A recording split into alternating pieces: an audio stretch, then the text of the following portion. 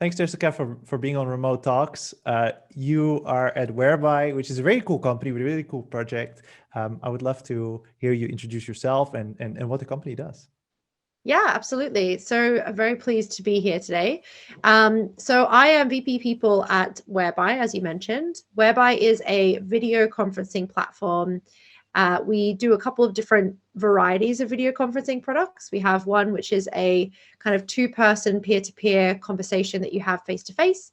We have an app. We have a business model which has kind of big meeting rooms of up to 50 people. And we also have an API, so a kind of no-code solution if you're out there building an app and want a video conferencing product built in. We also offer that. We are a fully remote company and have been since before 2020. It's always the big question, right? Like, have you always been remote? Yes, we've always been remote, more or less. We have an office in Norway, and we've got some team members working out of there, but otherwise we are scattered all over.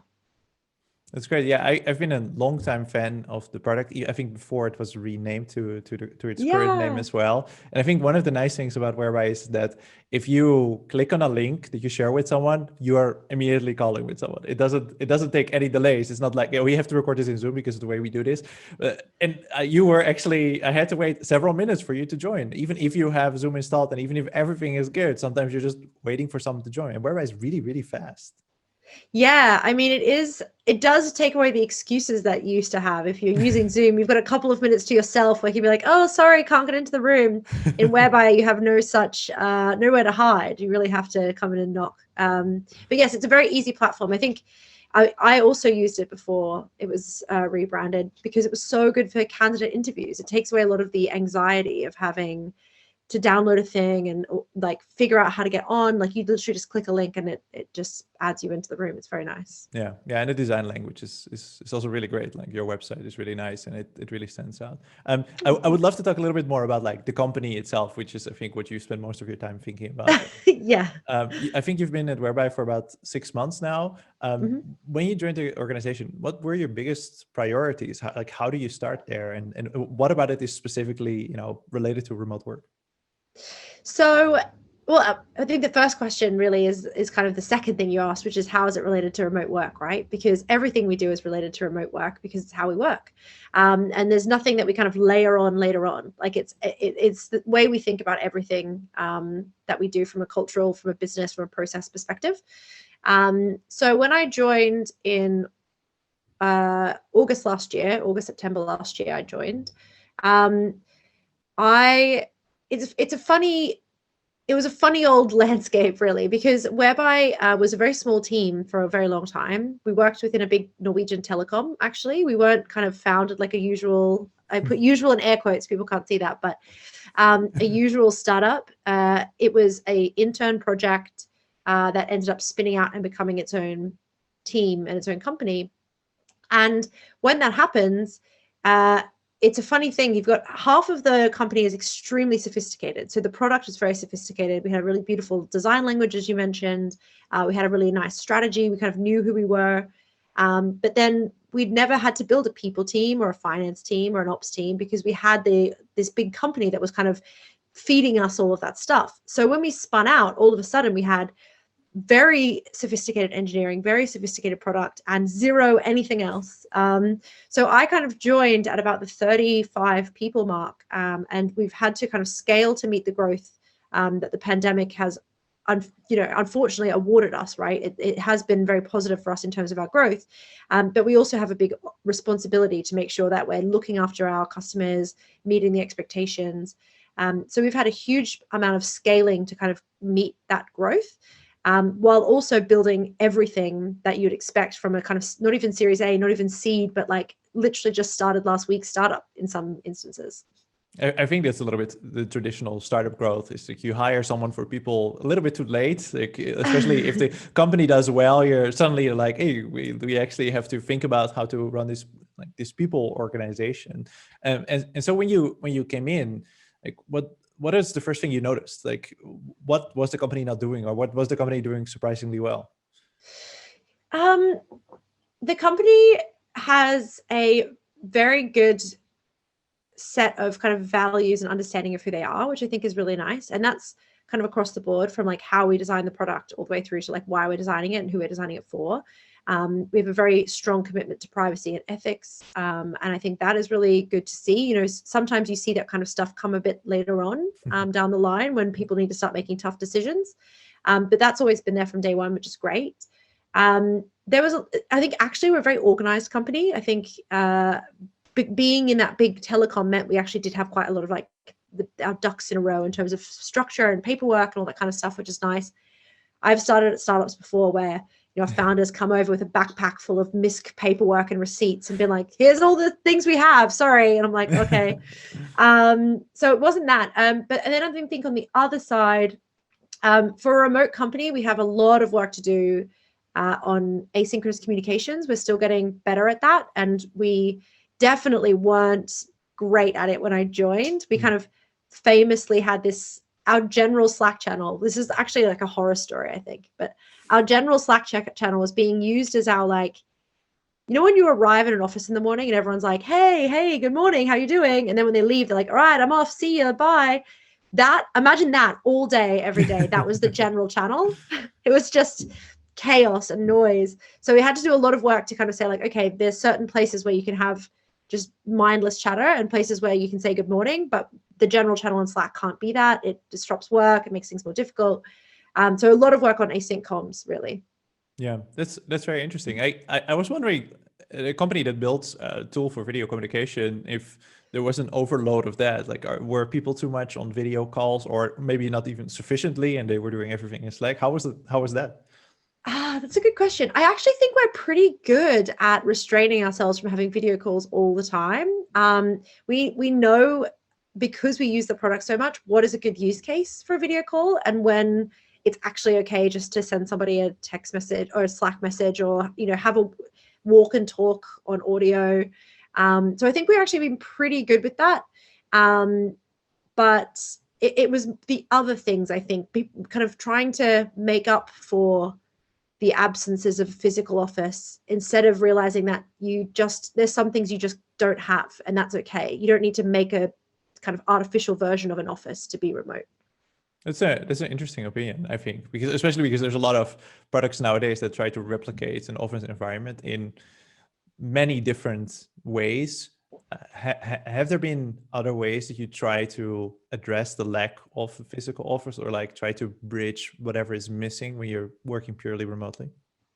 So I think there's different opinions about what an office may be in this context, right? So you've got, on one side, I think there's the useful side of stuff that you definitely still need when you're remote. And that's like, one of the things I love about the Whereby room is it's literally it's like an office. It's your own private room, right? So people can knock on your door, you can let them in, you can kick them out.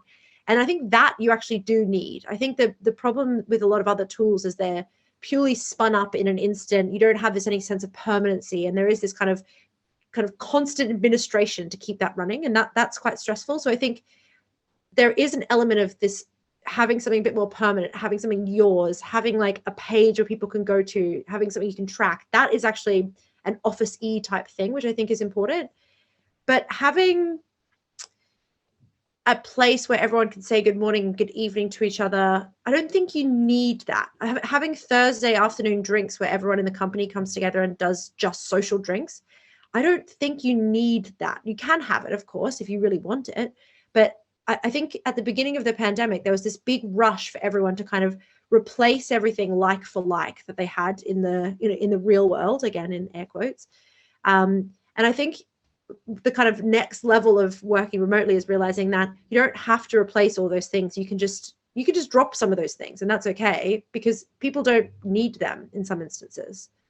I don't know if I'm making a lot of sense, but hopefully no, you are. I think the counter argument to what you say that's used commonly is that you lack a sense of community, or it's harder to bond with your colleagues.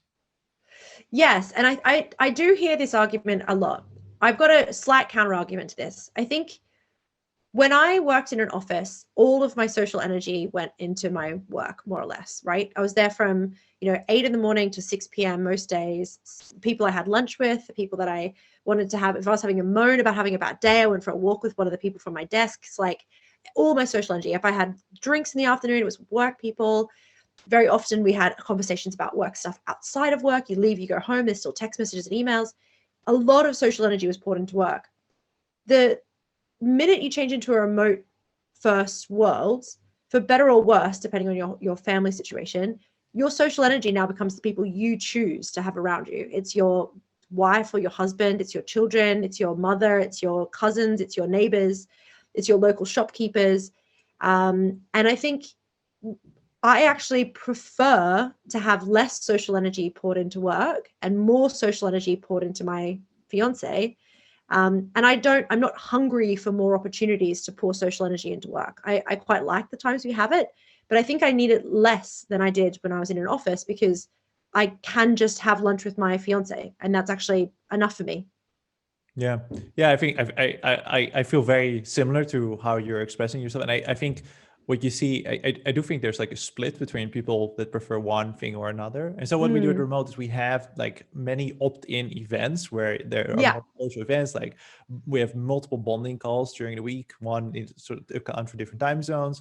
We play games together, and they're all opt-in. And what we see is like attendance to them is like it's never 100% of the people that are awake at that moment. And actually you find that the people that attend tend to be the same people, and it's not because Mm, other people don't necessarily enjoy that, or they don't enjoy their colleagues, or they don't get along with them. It's because, well, that's not how they prefer to spend that energy, exactly as you're saying. And I think that's definitely a very interesting trend. And for people like you and I that actually prefer to just get shit done and then live life outside of work, mm. that's advantageous too. I wanted to ask you about your function specifically, and doing that so remotely, and maybe starting off with like the most hairy question, like uh, the harder part of what I suppose is your harder part of your job, but you can correct me, is things like negative performance reviews or terminations.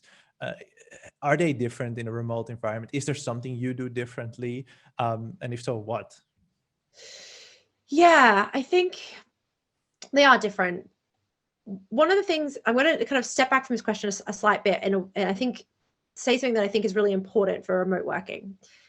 We talk a lot at Whereby about trying to avoid having a parental culture, where I am not, the exec is not, and your manager is not anyone's parents, right? Yeah. So we always say, like, we give you all of the options, all of the information. We're transparent. We try our very best to share everything we make and we do with each other, so that you can, as an adult, make fully formed decisions and be autonomous, right?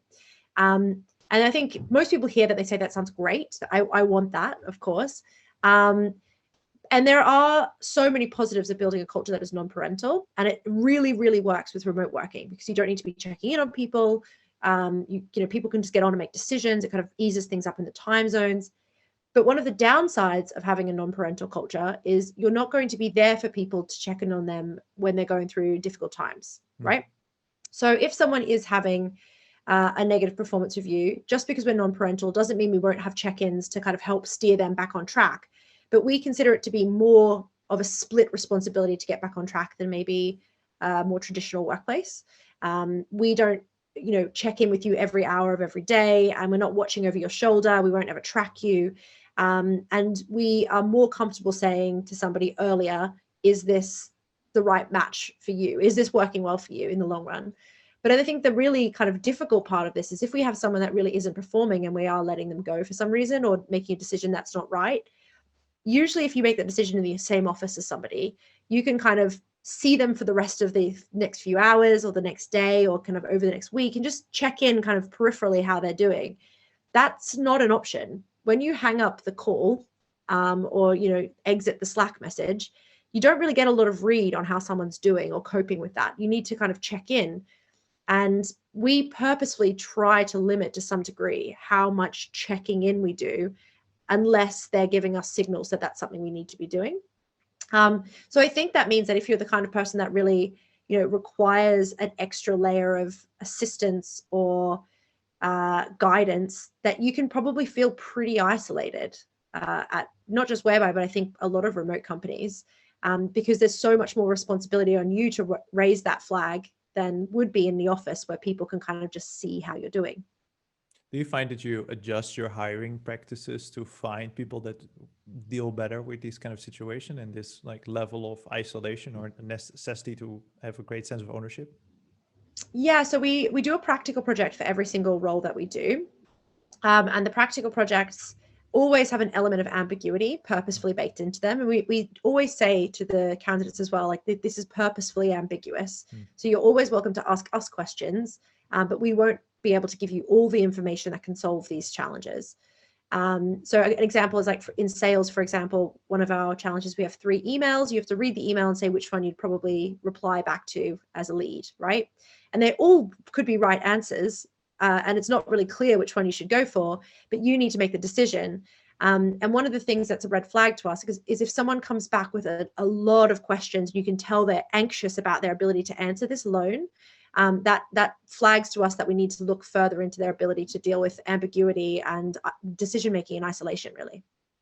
This is a very interesting way to test performance and to test someone's ability to do so. I find it a great example. We'll probably steal that. It's a really good That's one. fine. Nothing is stolen. No idea is new.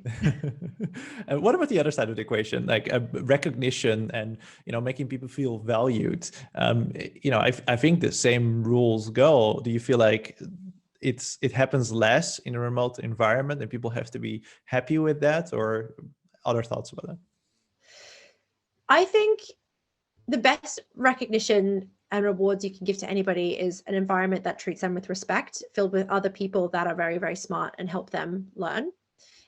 So we put a lot of effort into kind of making sure those 2 things happen above all else. And I think that culture I just explained of non-parentalism and respect is the first thing that we do there. So one of the things we do from the very beginning of working the team is we say you start on a full tank of trust. Everyone gets a Pleo card the week before they start with whatever money that they need, usually about 2,000 or 3,000 euros to get their laptop, their home office set up. And straight from the first day, before they even start, they've just signed their contract. We're saying to them, we fully trust that you're able to make the decisions you need to make to get your job done. And I think that recognition is being non-retrospective is the important part of that. Saying we recognize you're trustworthy before you even make a decision is a recognition I personally would prefer over, wow, you made such a good decision. We recognize that, which feels, again, quite parental, right? Like, oh, wow, good job. You did a thing. Like, I don't want that. I want, we trust you can do that thing. We recognize you're capable. Like, let us know if you've got any questions. And that's how we try to think about recognition more often. And then in terms of rewarding, we have I don't think we do anything particularly interesting. We do a lot of the same kind of, we have an appreciations channel where we share our appreciations and our celebrations about things that are happening. We try very hard to be a very forward company about, saying lovely things about each other and each other's work. But really, I think that non-retrospective recognition is the best thing you can do to empower your team from my perspective. No, that's great. It makes me think a lot about our value of ownership and how we give you ownership day 0, and then it's up to you to run with that. And like, it doesn't work the other way around. You can't, if you expect people to deserve it until that time, it's going to be a terrible situation for everybody involved, where you create a very parental relationship. And I never call it that way, but I think that makes a lot of sense. Again, I'm going to steal that from you. And then I wanted to address one last thing, and going back to hiring, I read your blog, which is very good and very funny. And unfortunately, I only read it like an hour before this call, so I wish I had discovered it earlier. And you wrote a very interesting thing about people tend to hire people that remind them of themselves, and this is of course straight against building a diverse company culture. How do you address this at Whereby? Yes. So the blog post is an extremely satirical. I think you can tell what kind of mood I was in when I wrote this. But Yes. One of the things that frustrates me about hiring is when people fail to recognize that you need to make operational decisions to make hiring work well, right? And it's kind of a bit boring, maybe a bit administrative, a bit operational, but being consistent in the rules you make around how you source, and not treating referrals any differently or with any kind of special privileges, making sure that you're having practical tests for every project, making sure you're paying people for practical, pieces of work that they're doing, making sure that you're reviewing them all and getting good quality feedback back. All of those things, really, if you're not doing those things, but looking for shiny bells and whistles to kind of make your recruitment process better, you're just going to fail. It's like trying to half bake a cake and then ice it really well. So whenever someone comes to me and says, we're struggling to hire diverse candidates, and then I say, okay, great. Well, tell me what your interview process looks like. Is it the same for every person that goes through the process? They're like, oh no, we kind of do a different thing, but that's not the problem. What I'm looking for is an employer brand thing that we can put out. Like, I want to do a podcast to get better candidates. And it's like, you want to do a podcast, or you want to do a video, or you want to do an event, but then what you're going to do is do a different interview process for every candidate and not pay them for a practical and treat referrals differently. It's just crazy to me that you think that's going to work. Yeah, I don't think there's any magic bullet on that. It's just, do the things that you're supposed to do operationally really, really well. And then I promise you'll see massive gains. And then anything you do on top is a lovely nice to have. And then maybe to end in the most controversial topic of all of remote work, then how do you decide how much you're going to pay those people? Oh my gosh, I have just published this is the segue and a half, isn't it? Yeah. I've just published my first part in a 3-part blog post about how to compensate remotely, or how to build a compensation framework.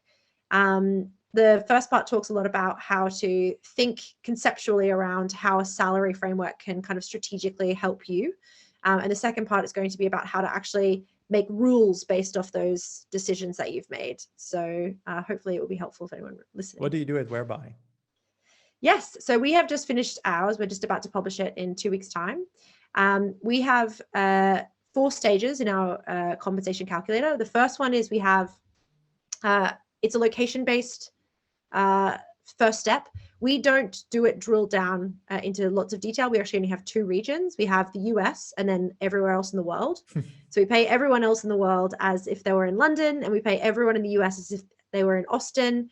We will make exceptions if you're in the Bay Area or New York City, but we would have to look at them on a case-by-case basis. And then the next step, we look at which level you're at. We get all of our data from the Economic Research Institute, which is a very good data set, in my opinion. And we have a calculator that gives us an outcome that says, well, if you're a level 2 engineer based in Madrid, then you should roughly be on X number. And then what we actually have is a discretionary room above that to a certain percentage where managers can make a decision without triggering any kind of check-in, because we don't want to have a cap on how much we pay people. If somebody comes in as a level 2 engineer, and let's just say it says we should pay them 35,000 euros, that's massively low, but let's just say, and they say, well, I've been working at a competitor for the last 5 years, and I've got an MBA, and I bring a diverse perspective because I've been working in XYZ teams, and blah, blah, blah, then, we're not going to say, oh, well, unfortunately, we're capped at 37, so we can't offer you. We would say, well, surely all of those things contribute back to our strategy as a business, so we should consider them.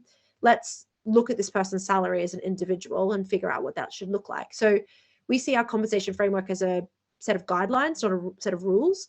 And I think that really helps.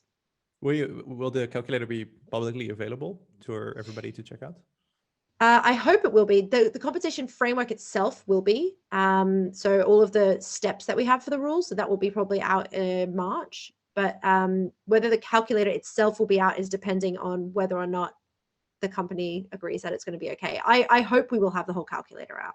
Yeah, I think this is one of the things, and your blog post, it makes a lot of sense that you're writing about it, because every company we speak to struggles with this in some ways, and the philosophies are very different, and attitudes of the individuals that are on the receiving end are, all over the place, and it can really either benefit or, the opposite to many people. I think it's because that first step of like, why are you building this and what are you building it for, gets missed, right? People. So many times people have come to me and said like, oh, are you just doing what Buffer does? And it's like, why would I just copy exactly what Buffer does for our teams? Like, or, people say like, oh, I copied the compensation philosophy exactly off X company, Buffer, Basecamp, GitLab, wherever. Some people I know are even using exactly GitLab's calculator for their own team. Which is no longer online, so it's a bad idea. Which is no longer online, yeah. So now their own team is going, well, now what do we do, right? They haven't built anything. But, if you're doing that, but you have different requirements and different funding and different, you are living and working in different countries primarily, like it's probably not going to work, or you'd be very lucky if it worked for a long time. You really need to think about like, what kind of business are we? Are we a e-com startup with factory workers, or are we a PhD level research lab? Like very different approaches there. Yeah. Jessica, it was so nice to have you on. Thank you so much. Oh, thank you very much. It was lovely to see you.